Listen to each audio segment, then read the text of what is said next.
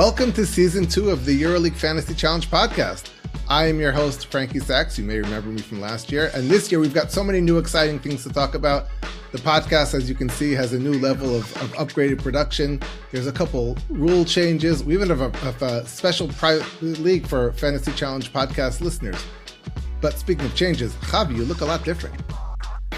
That's because I'm not Javier. My name is Vasiliki Karamouza.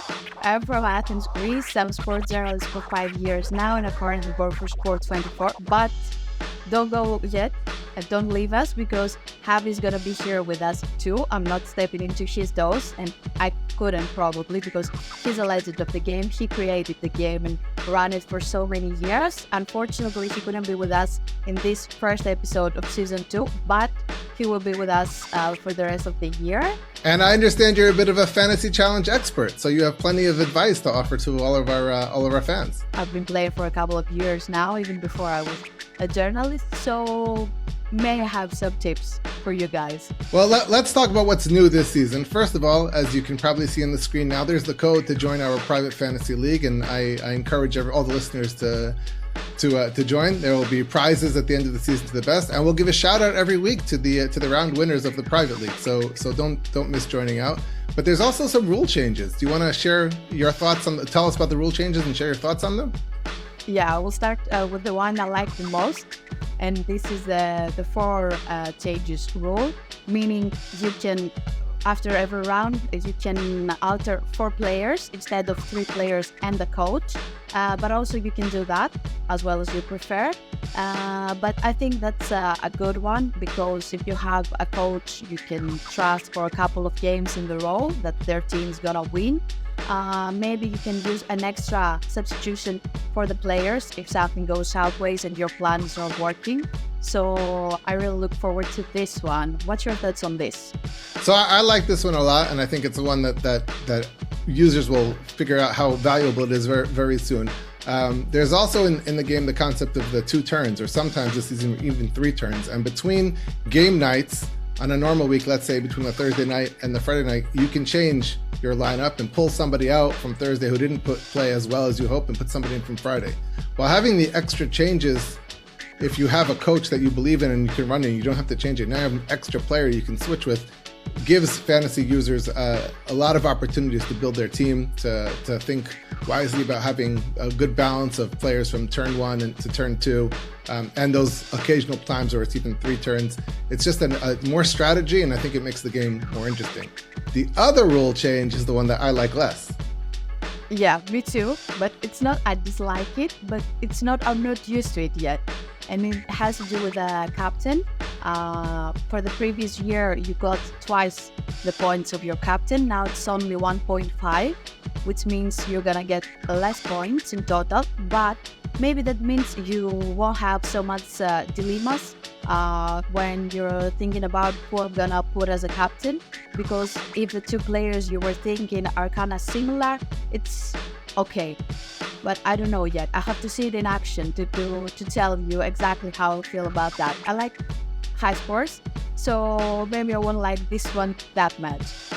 That's right. It will lower the scores to the best teams. When you have those big weeks, all of a sudden you're that captain who might have scored 40 and now was turning to 80, 88 with a win. All of a sudden that's 66, which is still a beautiful score, as we all know, but it's not quite that game-changing one when you hit the jackpot. But still, it'll bring the teams a little bit closer together. It'll make it a little bit more competitive, and you still have to hit right with the captain to have a great team. Before the matchups of round 1, let's talk about how the strategy based on the matchups that you built your team, or how I built my team. And I'll tell you, I won't be on my computer at all on Friday, so it changed my strategy altogether, and I went to having a strategy where I built my team around 6 players and a coach, an expensive head coach, and then the other 4 I spent less on my bench because there's no way I would make a change. And you might see, as we speak later, my captain is someone from turn 2, because I won't be changing my team and updating it between turn 1 and turn 2. I tried to have a bit of a balance between players that play on Thursday and players that play on Friday, so I can make a few substitutions. Got some players from my bench, put them on my main court for Friday if something. something doesn't go very well. for the games of the first round, I think there are a few quite good options. First of all, the first game of the season is the one between Alba and Panathinaikos. The reigning EuroLeague champs go back to the crime scene. They're playing in Uber Arena for the first game, which is a good way to start the season, I'd say. I also like I also like the other Greek team game. Olympiacos is playing against Fenerbahce in Istanbul. It's going to be a tough matchup, but I think it would tell us a lot about how Coach Bartzokas and Coach Jaskevicius are planning to run their rotations at this point of the season. So maybe we could have some useful input after that. Yeah, I also think the game between Baskonia and Partizan, those are two teams that we're looking, a lot of new players, especially in Partizan. It's almost completely new. And likewise, Maccabi against Asvel, another one with a lot of new players or players in different roles. Those are games where we'll see how much each of us is comfortable using players from those games at this point, but certainly one to keep an eye on and see who's maybe underpriced in players that you may want to have going forward. I know until right before we started recording, both you and I were looking at games from the weekend and trying to figure out rotations and matchups and how to make the most of it. And there could still be changes. Yeah, we have our lineups, but that's true to right now. Anything can happen before Thursday. And I tell any good user, you've got to double check your lineups a couple hours before the game, see who might be hurt, someone who might be sick, right? They ate something bad the night before and it changes everything. Occasionally someone gets hurt in warm-ups, all sorts of things. So you have to be on your toes to catch the right players. So let's start off with some budget options, whether they're on your final team or not. Who are the cheaper players that you really liked? The cheaper players that I really like, okay, I tried to find a few that are cheap but are also expected to play, at least in most of the games, not every night, but they will have a contribution. 2-3 options that stood out to me is the one is Panagiotis Kalaitzakis from Panathinaikos. He's the cheapest one I found for this category. He's only 4.8 credits. I think he's gonna have nights that he plays and he can make a contribution with a steal because he plays defense, or he can make an assist. Maybe he's not gonna scoring a lot, but here and there he will collect fantasy points. Another good option for this time of the season, I think, is Matt Strazel, because Mike James, unfortunately, is not playing yet. He hasn't played in the Friends League, so I don't know when he will play. Maybe he will play in the EuroLeague Premier. I don't know, but there's not a clear timetable, so I think Strazel is a good option for 6 credits. And the third one I picked up is Osmani from FS. He's also getting minutes and he costs 5.6 credits. So yeah, as far as Strazel, I think that's a great pickup at that price. Even if Mike James does play, and I think at this point he will try and play on opening night, he's not going to jump out to 35 minutes after playing so little in the preseason. So that opens the door for Strazel, who had an incredible Olympics and has looked very sharp in the preseason and so far in the French league. So I think that at 6 credits, he's a player on the rise who's worth having. Another player I really liked for just 7 credits is Tamir Blatt of Maccabi Tel Aviv. Maccabi's gone through so many changes. He was the 3rd or 4th guard, depending upon the situation, last year with behind Wade Baldwin and Lorenzo Brown. Now they brought in Daryl Macon, who was injured and has left the team. So the whole backcourt they were planning has changed. And he had 12 assists the other night in the Israeli League or an Israeli Cup game. So I expect for 7 credits, he's somebody worth looking into. And another player at forward for just 7.3 credits is Malay Ndaye of Asvel, who so far in their 2 French League games, he started one, he came off the bench the other, but he's gotten in the neighborhood of 20 minutes. He's been rebounding. Last year, he had a nice stretch in the EuroLeague also. Still a player on the rise. And if you're looking to fill out your roster at that price, he's a player I like a lot. But how have you split your budget? You've put more money on the first 5-6 players and less money for the backup players, or have you put like the new Javi rule, which is 8+2, 8 good players and 2 not playing so much? So I didn't go quite that far, although I thought about doing it. But the problem was that when I looked at some of the big stars, I was always wondering I was worried if they didn't have a huge first night, huge first game they could drop. And the whole thing is to try and get players and build more credit so that in a month, in 6 weeks, I have, 105, 110 credits and I can really play around. So I really tried to stick to a balance of players who I'm comfortable with their opportunity and players who I think will see their value go up. So I have 2 big ticket players. One is Walter Tavares, who I did not have in my roster until last night when I saw he played 30 plus minutes for Real Madrid in their first game in the ACB because Serge Ibaka did not play because of a back issue. And if he didn't play, Real Madrid said he missed it because of a back issue. So if that's what they're saying, even if he does play, we're not going to see huge minutes from Ibaka. And Tavares is an absolute beast. He's a difference maker. So I put him in there. And Vezenkov, who we've spoken about privately before as an unstoppable force, I was nervous to take the most expensive player in the game at 16 credits. But given my situation, I just figured I'm going to have him, even though he's turned 2, put him captain, and I don't have to change anything and worry. And the third relatively expensive player I took is Isaiah Cordinier from Virtus, who also had an incredible Olympics for Italy and has started off the Italian league well. He had a good game on Saturday, I believe. So for 10.3 credits, that's the type of player who I can see becoming a leading player for that team and someone who I wanted to get in on early. Boban Marjanovic, who the last time we saw him in the EuroLeague was a monster, put up record-setting numbers, and I'm curious to see what his role will be this year with Fenerbahce. He came late to training camp, but he's capable of being an absolute game changer, and I'm scared to have him round 1, but he's somebody to keep an eye on who in a few weeks I expect might be a cornerstone of my team going forward. You didn't go the 8+2, did you? Not exactly, but I have, at first I was thinking about buying a very expensive player as a guard, a forward, and a center. But then, for reasons that I will explain later when we go through our teams more thoroughly, I happened to choose a few players that between 7 and 10 credits as well. But it happened because, I don't know, I made a few changes last minute too, and we may do a bit more until the first game of the season. So make sure to follow us on Twitter. If we make last minute changes, we will let you know there. I chose Vezenkov for my team. Usually always I go for Mike James, but now I'm not sure his situation, if he's going to play, so that's why she's not on my roster. But she will definitely be later on. Mike, if you're seeing us, you will be on my team, I promise.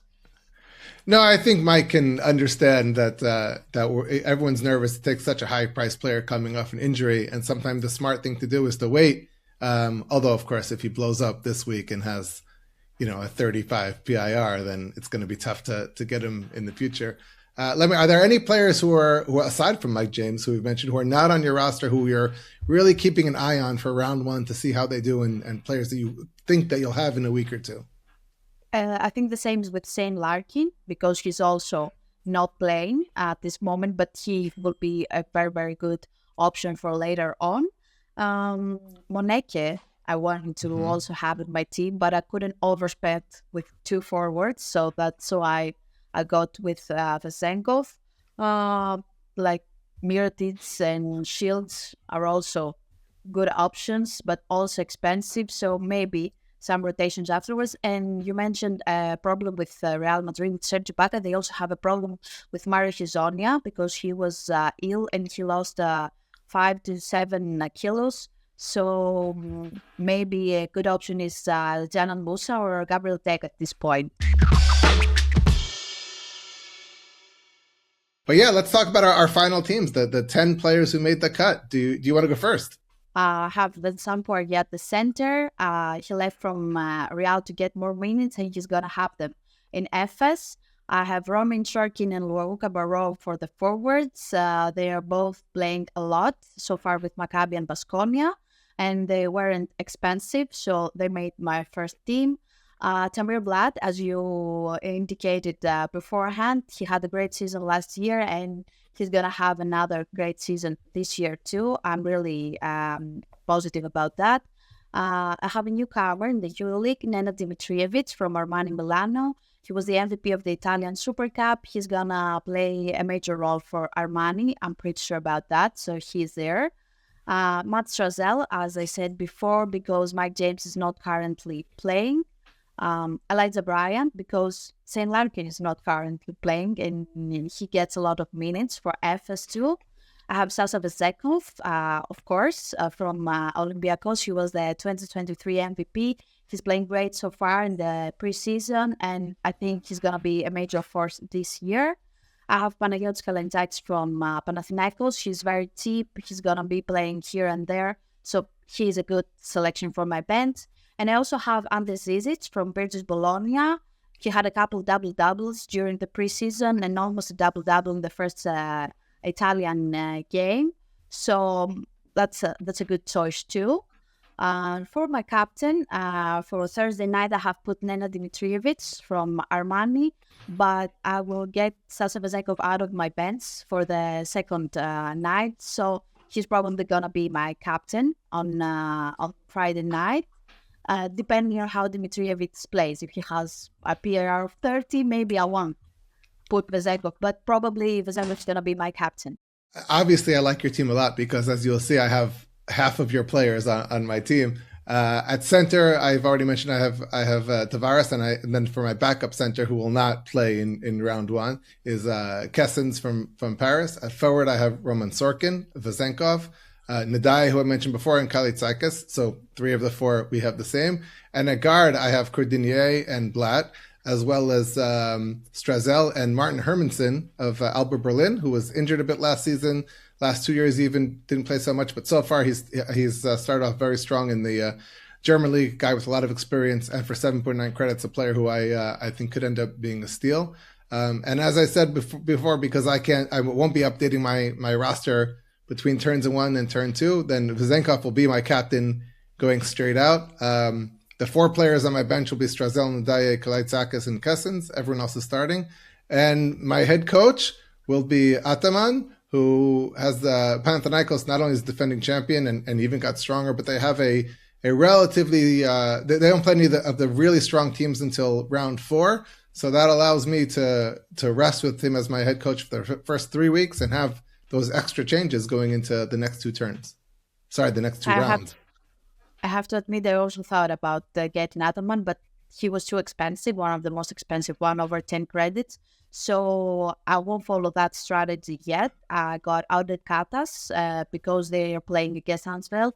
I think if they can win for more than 10 points, we will get a high score from Katas, 20 points. So I thought I will go that and see a good matchup for next week, and we will see. He's not going to be on my bench next week, probably, because Maccabi is playing Monaco next. But for the first round, I have Katas. Right. Just to explain to fans who may be new to the Fantasy Challenge, that when you choose your head coach, and if that team loses, you get negative points, and if they win, you gain points. And the more they win by, more than 5, more than 10, more than 20, each time it goes up, and you can earn more. I think the maximum is 25 points for your coach if they win by 20. So when you can find and predict the blowout and get it, that's 25 points from the coaching spot is huge. Yeah, so I think we can wrap this up now and also remind the people to join our private league. You will be seeing the code on your screen right now. There are prizes involved, so don't miss out the opportunity to join. And see y'all next week. Hopefully, Javi will be able to join us next week, but we will also be back here. And good luck with your teams in round 1. And see us on Twitter too for any last minute changes and for the private league as well.